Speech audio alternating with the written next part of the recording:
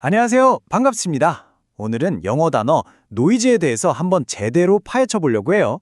우리가 그냥 소음이라고만 알고 있는 이 단어에 사실 얼마나 다양하고 또 섬세한 의미들이 숨어 있는지 저랑 같이 한번 알아볼까요? 자, 오늘 우리가 살펴볼 순서인데요. 먼저 노이즈의 가장 기본적인 의미부터 시작해서 이게 일상에선 어떻게 쓰이는지, 그리고 점점 더 복잡하고 추상적인 개념까지 차근차근 밟아 나가 볼게요.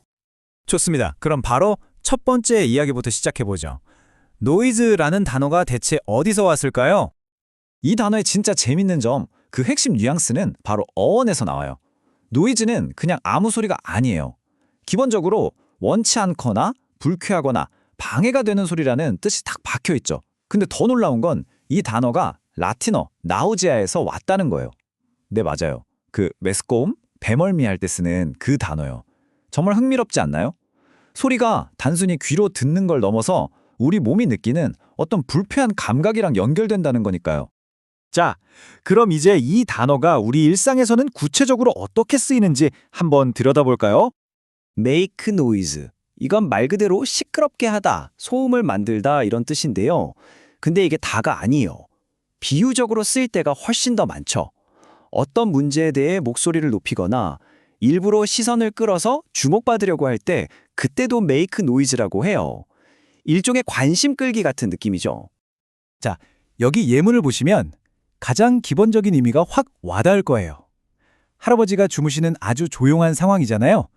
여기서는 아이들이 내는 아주 작은 소리라도 방해가 되는 소음이 되는 거죠. 자, 한번 천천히 들어보세요. The children were told not to make noise while their grandfather was sleeping. 한국어로는 아이들은 할아버지가 주무시는 동안 소리를 내지 말라는 말을 들었다. 여기서 노이즈는 그냥 소리가 아니라 문제를 일으킬 수 있는 방해물이라는 뉘앙스가 담겨 있는 거예요. 다음은 background noise예요. 이건 말 그대로 배경 소음이죠. 우리가 어딜 가든 항상 존재하는 소리들 있잖아요. 예를 들면 카페에서 사람들이 웅성거리는 소리 같은 거요.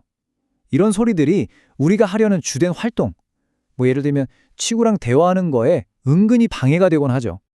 이 문장을 보면 백그라운드 노이즈가 어떤 느낌인지 정확히 알 수 있어요. 이게 그냥 배경에 깔리는 소리가 아니라 우리의 집중력을 막 갉아먹는 방해꾼 역할을 한다는 걸 보여주거든요. 한번 들어볼까요? It was difficult to concentrate on the conversation due to the high level of background noise in the cafe. 카페의 높은 배경 소음 때문에 대화에 집중하기 어려웠다. 특히 여기서 high level이라는 표현을 썼잖아요. 이건 소음이 정말 무시 못할 수준이었다는 걸 강조하는 거예요. 이렇게 배경 소음은 우리가 원하지 않아도 우리의 집중력을 계속 뺏어가죠.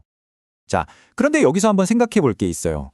이런 소음이 그냥 나 혼자 불편한 수준을 넘어서서 우리 모두의 문제, 그러니까 사회적인 문제가 되면 어떻게 될까요?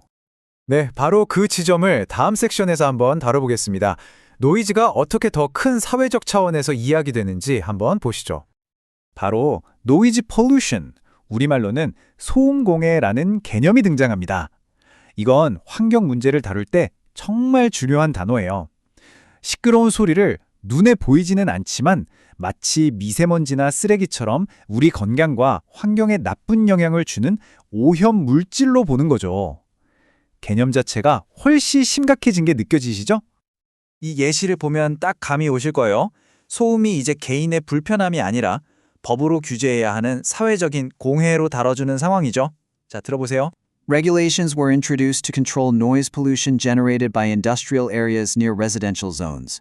주거지역 근처 산업지역에서 발생하는 소음 공해를 통제하기 위한 규제가 도입되었다. 여기서 industrial areas 산업지역하고 residential zones 주거지역을 딱 대비시켜서 보여주잖아요.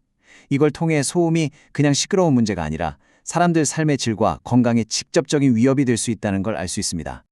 그리고 이런 소음 공해가 나에게 직접적인 피해를 줄 때 우리가 할 수 있는 공식적인 행동이 바로 노이즈 컴플레인트, 즉 소음 민원이에요. 아, 시끄러워서 못 살겠다 하는 주관적인 불쾌감이 이제 공식적인 이의 제기, 갈등의 시작이 되는 단계인 거죠. 이 상황 한번 머릿속에 그려보세요. 식당 안에서는 손님들의 활기찬 소리가 즐거운 분위기를 만들 수 있지만 길 건너편 아파트에 사는 사람에게는 그 소리가 잠을 깨우는 끔찍한 공해가 될 수 있는 거죠. 자, 문장으로 확인해 볼까요? The restaurant received a noise complaint from the apartment building across the street.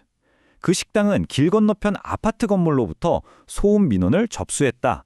이렇게 노이즈 컴플레인트는 같은 소리를 두고도 서로의 입장이 어떻게 충돌하고 이게 어떻게 공식적인 문제로 커지는지를 아주 현실적으로 보여주는 표현입니다.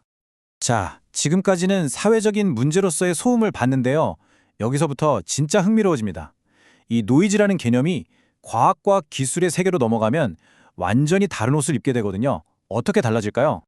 네 번째 섹션에서는 노이즈가 가진 좀 더 전문적인 의미들을 깊이 있게 파고들어 보겠습니다.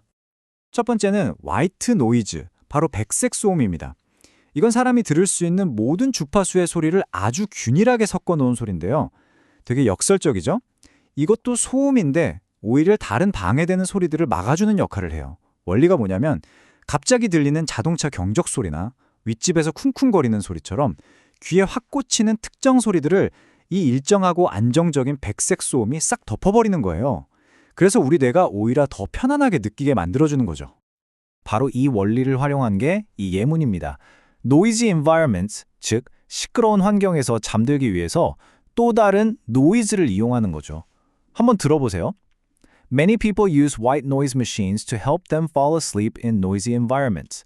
많은 사람들이 시끄러운 환경에서 잠들기 위해 백색 소음 기계를 사용한다. 그러니까 예측할 수 없는 나쁜 소음을 예측 가능한 좋은 소음으로 덮어버리는 아주 스마트한 방법인 셈이에요. 다음은 노이즈 리덕션입니다. 이건 소음을 적극적으로 줄이거나 없애는 기술을 말해요.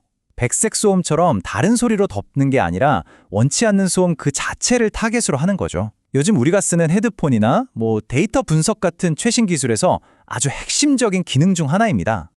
아마 많은 분들이 노이즈 캔슬링이라는 말로 더 익숙하실 거예요. 바로 그겁니다. 자, 예문 보시죠. Active Noise Reduction Technology is commonly found in high-end headphones. 능동형 소음 감소 기술은 고급 헤드폰에서 흔히 볼 수 있다.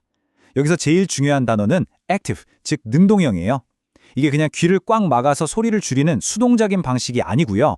외부 소음의 파동을 마이크로 분석해서 그거랑 정반대되는 파동을 만들어서 쏴주는 거예요. 그럼 소음이 서로 부딪혀서 사라지는 아주 똑똑한 기술이죠. 이제 소음은 그냥 참는 게 아니라 적극적으로 제어하고 관리하는 개념으로 완전히 바뀐 겁니다. 자, 이제 마지막으로 지금까지 우리가 살펴본 모든 내용을 하나로 꿰뚫는 아주 강력하고 유용한 개념으로 정리를 해보겠습니다.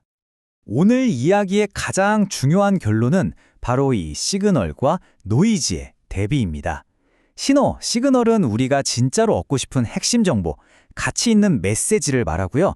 반대로 소음, 노이즈는 그 신호를 얻는데 방해가 되는 모든 쓸데없는 것들을 의미해요. 이건 단순히 귀로 듣는 소리에만 해당하는 얘기가 아니에요. 우리가 매일 접하는 수많은 데이터, 뉴스, 정보, 심지어 사람들 간의 대화 속에서도 이 신호와 소음은 존재하죠. 정말 중요한 개념입니다.